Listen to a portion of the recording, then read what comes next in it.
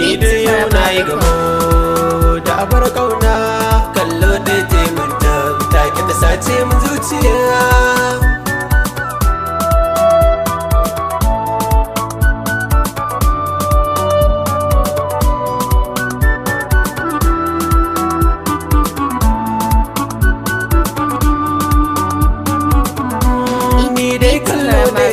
Take ta sace min zuciya, babbar mace ce ke sa babu kamar ki cikin zuciya.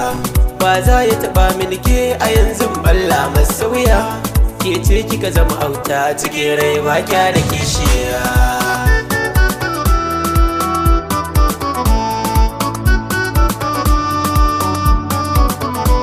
Ke zana kirawo da shalele na, kin kai matsayi ikira ki uwar 'ya'yana.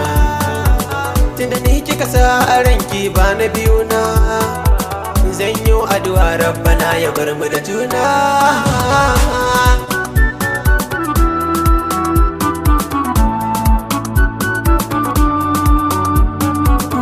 A bar ƙaunata kin zama muradin raina, in har ba ke ba ki sani to zan kashe kaina.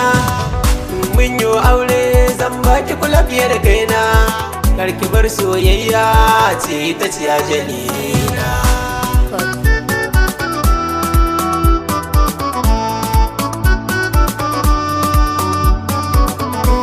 Na isa ana more na sama bar kaunata, wace ba ta so ta gane kunci a cikin rayuwata.